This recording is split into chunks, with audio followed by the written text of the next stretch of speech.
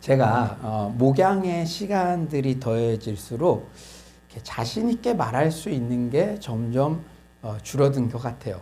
그게 무슨 말이냐?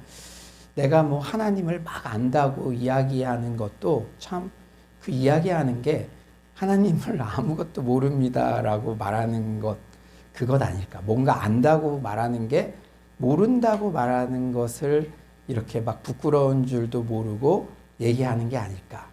점점 하나님을 알아가면 알아갈수록 그런 마음이 들고요. 또 특히 많은 성도님들이 당하고 있는 고통의 문제에 대해서는 더더욱 제가 말하기가 조심스럽습니다. 단순한 인과응보 원리로는 설명되지 않는 고통의 문제가 너무 많기 때문이죠. 소위 부흥이라 말하는 목양의 열매도 마찬가지입니다. 서울로 교회에 부임하고 한동안 제 아내가 예배 시간마다 울었던 적이 있어요. 지금은 울고 있지 않은데 저는 참 제가 이렇게 좀 긍정 에너지가 넘치거든요. 항상 좋게 생각을 합니다. 그래서 저는 남편의 설교와 사역에 이렇게 매번 예배 때마다 은혜를 많이 받나 생각하며 한동안 기분 좋은 착각 가운데 지냈던 것 같은데 제 아내가 장렬해서 좀 속이 깊어요. 1년여가 지나서야 아내의 속마음을 알 수 있었습니다. 동일한 강의와 설교에도 예전 사역지에서는 100여 명, 때로는 1000여 명이 훌쩍 넘는 청중들이 적극적으로 아멘, 아멘 호응해 주셨는데 때때로 아내 한 명과 또 소수의 인원 몇 명이 청중으로 앉아있는 모습이 너무나 안쓰러웠다고 합니다. 지금은 여러분들 이렇게 많이 오셔서 근데 초창기 때 그리고 이제 제 아내가 얘기하기를 제가요 이렇게 저는 이제 늘 긍정 에너지가 넘친다고 했잖아요. 본인은 혼자 울고 있는데 자신의 마음은 아는지 모르는지 조용히 말해도 소수의 인원들에게 다 들리는데 막 핏대를 세워가며 열광하고 있는 남편의 모습에 어이가 없어 또 울고 웃기도 했다고 합니다. 그렇습니다. 목양의 열매, 눈에 보이는 단순한 공식만으로 설명할 수 없는 부분이 너무나 많죠. 오늘 본문에도 쉽게 설명하기 힘든 몇 가지 난제 같은 이슈들이 나옵니다. 첫째로 복음에 대한 반응은 저마다 다양하다는 거예요. 복음에 대한 반응이요. 오늘도 말씀을 듣는 그 반응들이요. 똑같은 설교, 똑같은 메시지인데도 반응이 다 다릅니다. 저 교회에서 할 때랑 이 교회에서 할 때랑.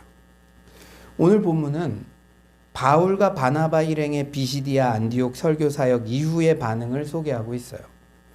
먼저 적극적으로 바울과 바나바를 따르는 부류들이 소개됩니다. 우리 42절 온라인으로 들으시는 분들도 한번 큰 목소리로 읽어봅시다. 42절입니다. 시작. 그들이 나갈 때 사람들이 청하되 다음 안식일에도 이 말씀을 하나 전하라.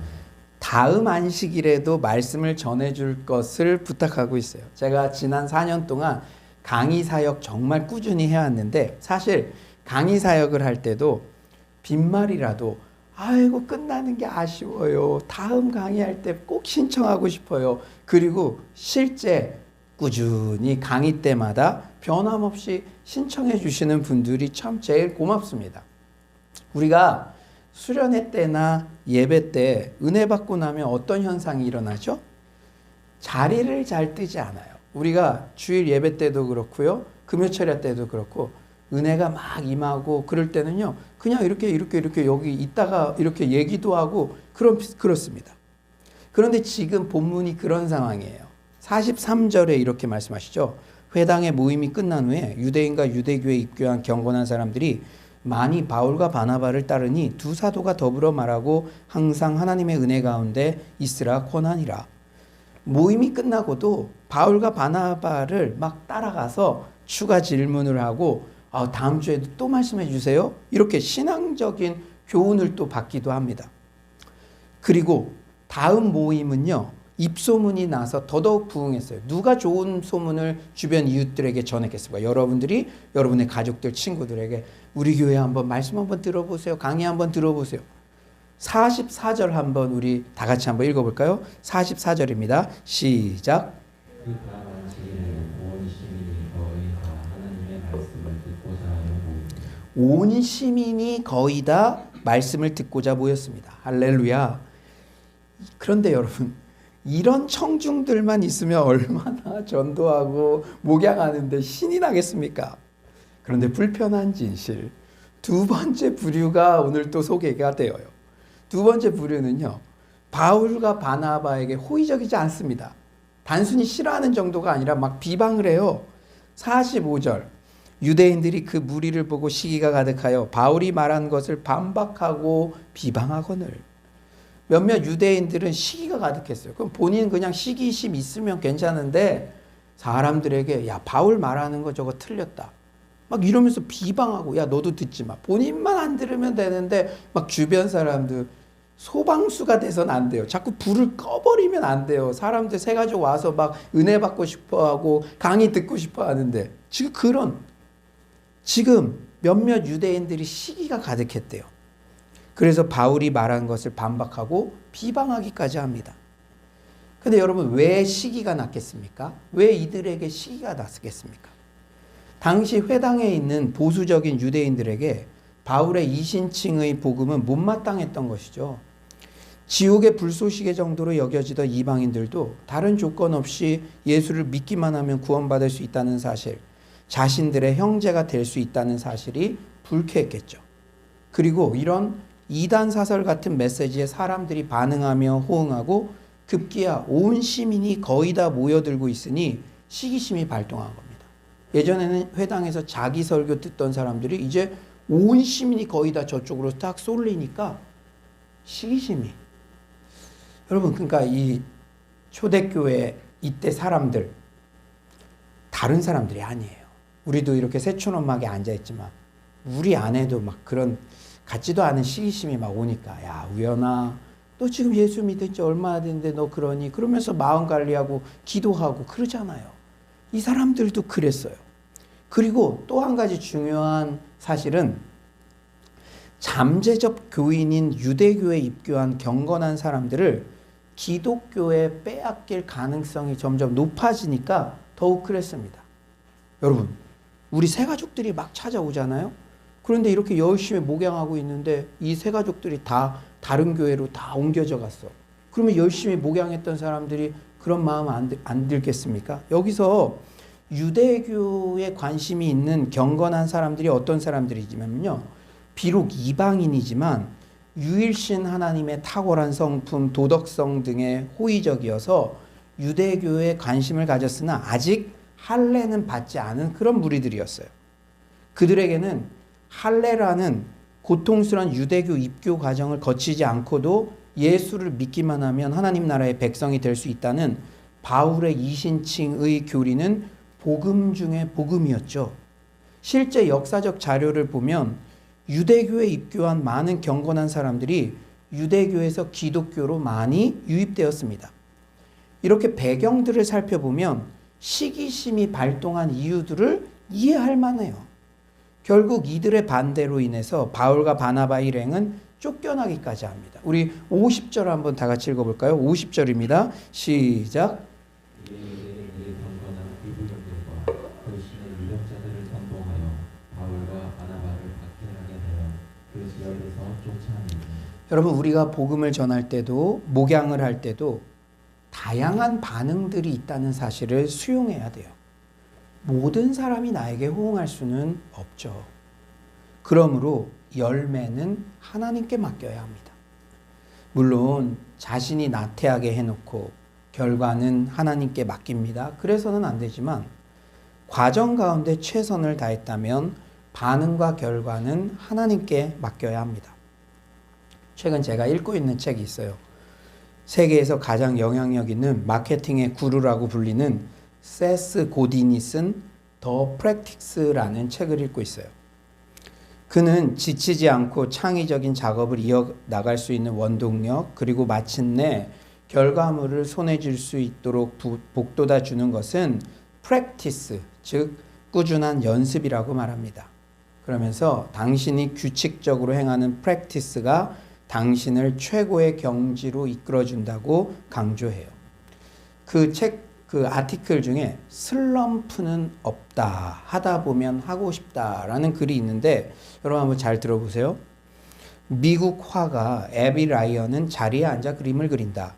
그녀는 1000점이 넘는 그림을 그렸고 하루에 한 점씩 그린다. 과학소설가 아이작 아시모프는 400권이 넘는 책을 썼다.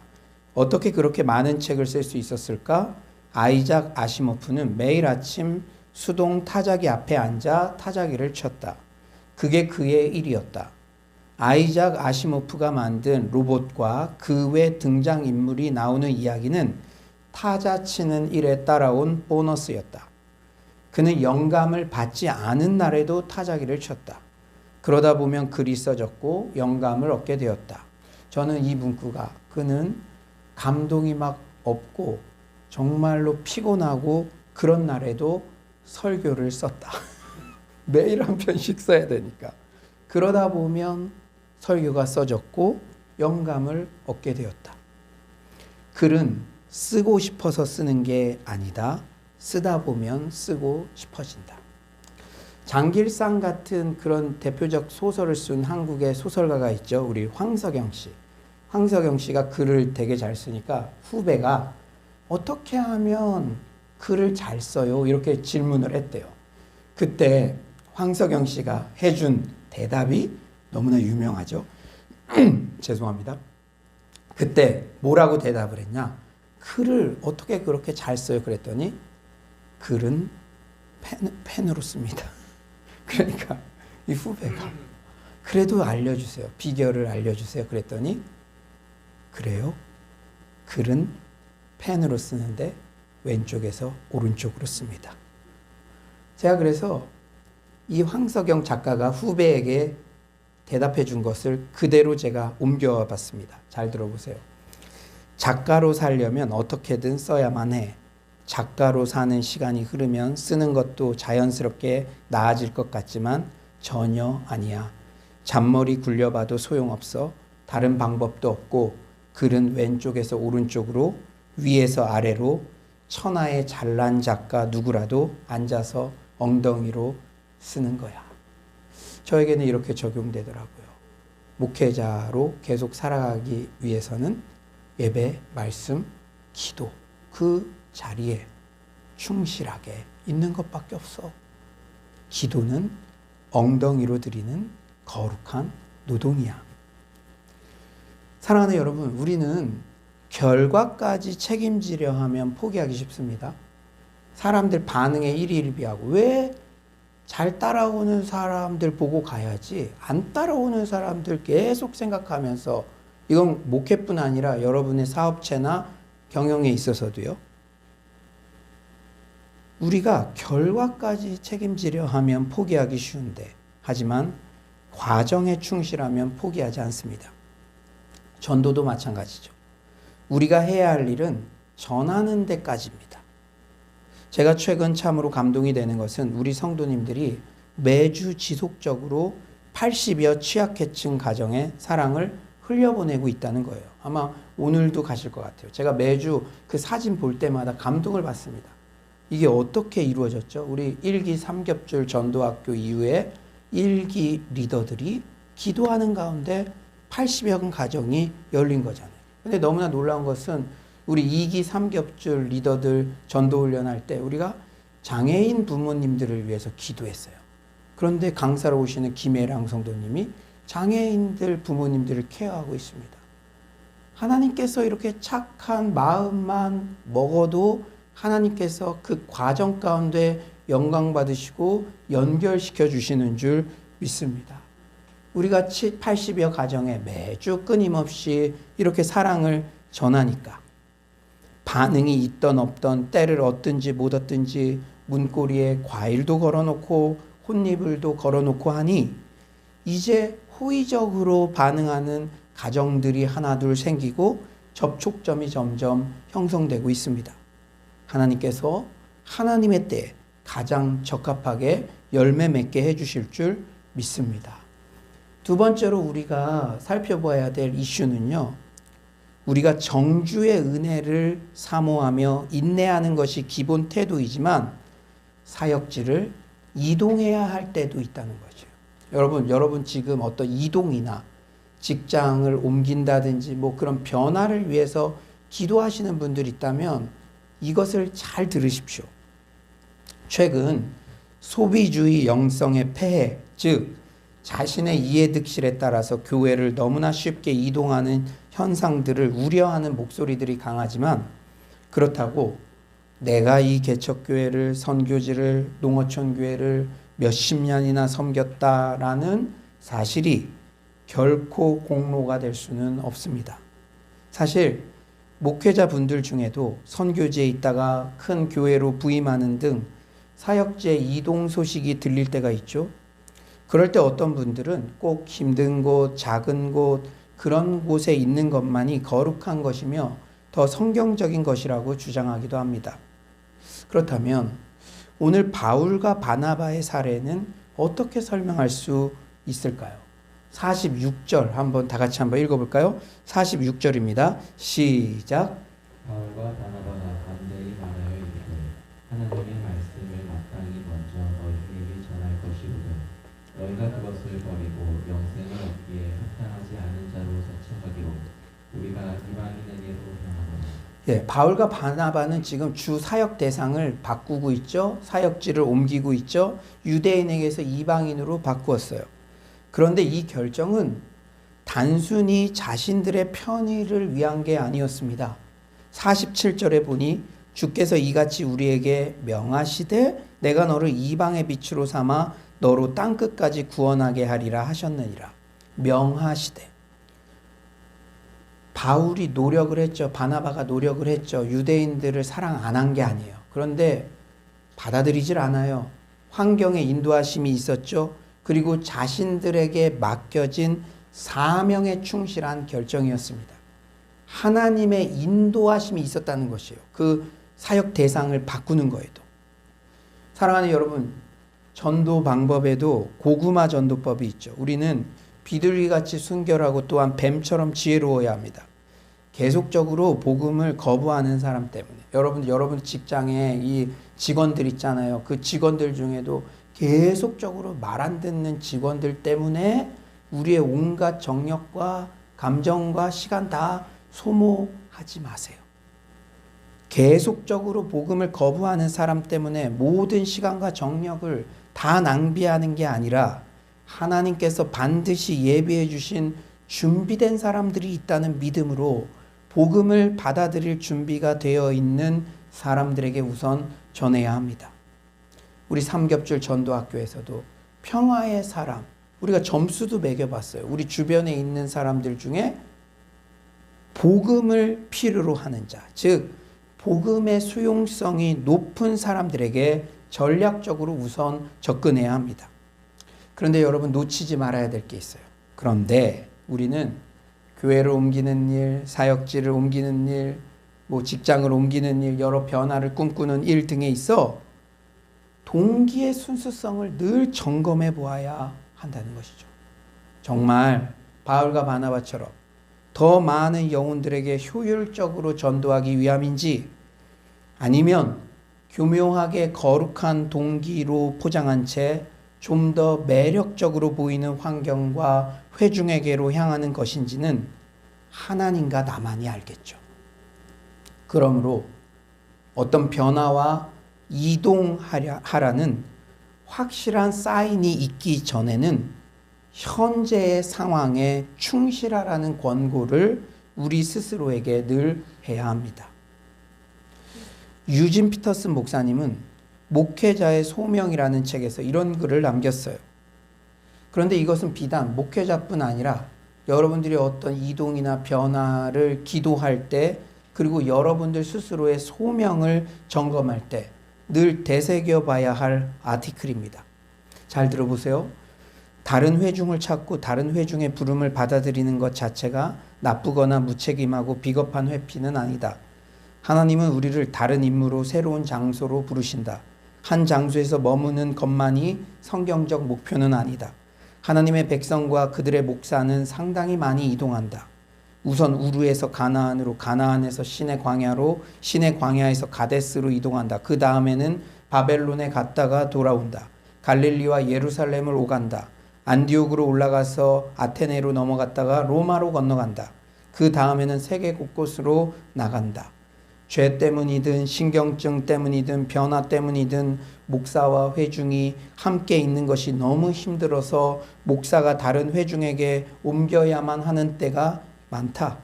그리고 하나님의 주권적 지혜로 아마도 전략적인 이유에서 더 적합한 곳으로 목사들을 재배정하시는 경우도 많다.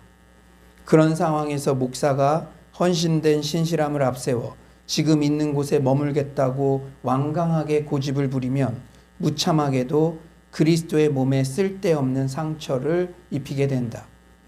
그런데 잘 들어보세요. 그러나 목회의 규범은 정주이다. 교회에 20년, 30년, 40년 충성스럽게 지키는 성도와 목사는 예외가 아닌 전형이 되어야 한다. 너무도 많은 목사들과 성도들이 성숙한 지혜의 결과로서가 아니라 청소년기의 따분함 같은 것에 빠져서 교회를 바꾼다. 그렇게 되면 목사도 회중도 믿음이 성숙하기에 좋은 조건을 만나지 못한다. 여러분, 제가 서두에도 이야기했지만 우리가 하나님을 알면 알수록, 진리를 알면 알수록 다른 사람의 선택에 대해서 나 겸손함 유지하기도 바쁘지, 다른 사람이 이런 선택 저런 선택했다고 해서 막 이것저것 시시비비 비판하고 감히 그럴 것들이 없어지는 것 같아요. 이동하고 멈춰 있고 그걸로 이동하는 것만이 옳다, 멈춰 있는 것만이 옳다, 그게 아니라 우리가 어떤 부르심에 순종하든 하나님의 말씀에 순종하여 동기의 순수성으로 반응하는 것이 핵심인 줄 믿습니다. 세 번째로는 오늘 또 중요한 이슈가 이 본문에 나와요. 여러분, 구원은 모든 사람에게 열려 있죠. 그런데 또 하나님께서 작정된 사람들에게, 그 성에 있는 작정된 사람들은 다 믿더라, 이런 표현이 나옵니다. 그래서 우리는 우리의 구원론, 이 너무나 중요한 구원론에 있어서 인간의 자유의지와 하나님의 예정 교리는 어떻게 통합이 될 것인가, 이 이슈가 우리에게 항상 질문이 되기도 하죠. 그런데 오늘 본문에서 우리가 깨달아야 될 교훈은 예정 교리는 신앙인에게 겸손을 가져오는 고백적 표현이라는 것입니다. 구원론에 있어 해묵은 논쟁이 있죠. 바로 인간의 자유의지와 하나님의 예정에 대한 대립입니다. 오늘 본문에는 우선 인간의 자유의지와 반응이 구원의 매우 중요한 요소인 듯 보여져요. 유대인들에 비해서 이방인들은 바울 일행이 전한 복음에 대해서 매우 호의적이었죠. 안디옥이라는 지역 자체가 황제에 대한 대중적인 우상숭배가 강력하였다는 사실을 고려할 때 이방인들의 복음에 대한 수용성은 매우 탁월한 반응이었습니다. 반면 46절에는 유대인들에 대해서 너희가 그것을 버리고 영생을 얻기에 합당하지 않은 자로 자처했다는 표현이 나옵니다. 그러니까 복음을 자유의지로 수용하는 자에게는 구원이 임했고 자신들이 거부한 자에게는 구원이 안 임한 것처럼 이 자신들의 의지, 인간의 행동이 매우 중요한 것처럼 그렇게 묘사되고 있죠. 하지만 저자 누가는 48절에서 막판 반전의 효과를 노리듯 의도적으로 구원은 하나님의 예정 가운데 있다는 사실을 강조합니다. 우리 48절을 한번 다 같이 한번 읽어볼까요? 48절입니다. 시작. 이방인들이 듣고 기뻐하여 하나님의 말씀을 찬송하며 영생을 주시기로 작정된 자는 다 믿더라. 여러분, 이 구원에 대한 바른 균형 잡힌 교리적인 기준이 있어야 됩니다. 여러분들이 자녀들이 사춘기 지나고 대학생 되고 그럼 이런 질문을 반드시 하게 되어 있어요. 여러분들도 다 그런 고민 끝에 지금 믿음이 정리되고 깨달음의 은혜 위에 믿음이 더 성장하지 않습니까? 이런 오늘 본문에 상반되어 보이는 모습들을 보면서 우리 자녀가 이렇게 물을 수도 있죠. 하나님이 이미 작정하셨는데 인간의 선택이 무슨 의미가 있어요? 하나님은 그럼 불공평한 분 아니에요? 논란의 여지가 있습니다. 그런데 여러분 잊지 마십시오. 칼빈의 예정론이 신론의 카테고리가 아니라 구원론의 카테고리 안에 있다는 사실을 놓쳐서는 안 됩니다. 무슨 말이냐? 하나님께서 성품 자체가 불공평해서 누구는 선택하고 누구는 제외하고가 아니라 구원받은 나의 입장에서 생각해 보니 이 모든 구원은 전적인 하나님의 은혜이고 하나님의 선택이고 나의 공로는 아무것도 없습니다라는 예정론의 고백을 하게 된다는 것입니다. 어떤 사람은 기독교 소설가는 소설에서 이렇게 적었어요. 정원에 들어갈 때는 모든 사람 출입 환영. 그렇죠. 구원은 모든 사람에게 열려 있죠. 차별 없이 그 기회가 열려 있죠. 그래서 들어가 보니 문 뒤편에는 하나님께서 이미 작정하심. 사랑하신 여러분, 우리가 정말 우리보다 더 도덕적으로도 더 정말 삶 속에서 더 뛰어난 사람들도 수도 없이 많은데 나를 구원받게 하나님의 백성으로 선택해 주신 것은 오직 하나님의 은혜요, 오직 하나님의 선택이요. 믿는 것도 내가 공로가 될 수 없고 믿는 것도 믿어지게 하시는 은혜를 부어주셨기 때문인 줄 믿습니다. 이 깊은 신앙 고백을 하게 되면 내가 선택해서 이 교회를 오고 믿은 것 같지만 그 모든 과정 가운데도 믿어지게 하시고 순종하게 하시는 오직 하나님의 은혜가 있었습니다 라는 겸손한 고백만이 우리에게 넘쳐나는 줄 믿습니다. 이 사실을 매우 잘 표현하는 옛 찬송가가 있죠. 나는 주님을 찾았으나 후에 나는 알았네. 그분이 나를 찾으시면서 내 영혼을 움직여 그분을 찾게 하셨음을. 찾는 이는 내가 아니었네. 오 참되신 구세주. 그분이 나를 찾으셨네. 이제 말씀을 정리하겠습니다. 오늘 설교는 우리가 신앙생활하며 누구나 가질 수 있는 의문들에 대해 성경적으로 조망해 보는 시간들을 가졌습니다. 짧은 본문인데 우리 신앙생활에 굵직한 이슈가 될 수 있는 그러한 주제들이 있는 거예요. 똑같이 말씀을 전하는데도 사람들의 반응이 왜 다를까? 전도를 열심히 하는데도 왜 사람들의 반응이 다 다를까? 전하는 나의 문제인가? 듣는 사람의 문제인가? 사역지를 이동해야 하는 때는 언제이며 멈추어 인내해야 하는 때는 또 언제인가? 하나님의 구원 작정 계획 앞에 인간의 자유의지는 어떻게 설명이 되는가? 이상의 신앙적 질문들에 대해 오늘 예배 시간을 통해 몇 가지 깨달음이 정리되었습니다. 열매는 하나님의 영역. 그러므로 과정에 충실합시다. 사역지와 직장 등을 무조건 지켜야 한다. 복음의 효율적 전도를 위해 무조건 이동해야 한다. 정해진 답은 없죠. 그러므로 다른 사람의 선택을 쉽게 정죄하거나 비판해서는 안 되겠죠. 그러나 동기의 순수성을 잘 지키고 사명에 집중하는 선택을 합시다. 또한 여러분의 자녀들이 예정론과 자유의지 사이에 고민이 있다면 예정론은 고백적 관점에서 보면 자유의지와 결코 상충되지 않는다는 점을 잘 설명해 주시기 바랍니다. 저는 오늘 본문을 묵상하면서 52절에 계속 눈이 갔어요. 52절. 우리 52절 온라인으로 들으시는 분들도 다 같이 한번 한 목소리 읽어볼까요? 52절입니다. 시작. 제자들은 기쁨과 성령이 충만하니. 여러분, 여기서 제자들은 바울 일행과 또 이방인 회심자들 전체를 의미합니다. 지금 이방인 회심자들은 기독교를 단순히 그들의 개인적인 세상 문제에 대한 응답으로서 간주하지 않았어요. 그러니 쉽게 말하면 기독교를 통해 떨어지는 그 축복의 열매, 그것 때문만 기쁘지 않았다는 것이에요. 그들이 그러한 태도를 가졌다면 그 도성에서 바울과 바나바 일행, 그 선교사들이 축출되었을 때 그들의 기쁨을 상실했을 것입니다. 저는 이걸 잘 느껴요. 저 중국 선교사로 있었죠. 평신도 선교사로. 그리고 한국 선교사님들이 다 철수했어요. 그러나 지금도 그들에게는 기쁨이 충만하게 유지되고 진행되고 있습니다.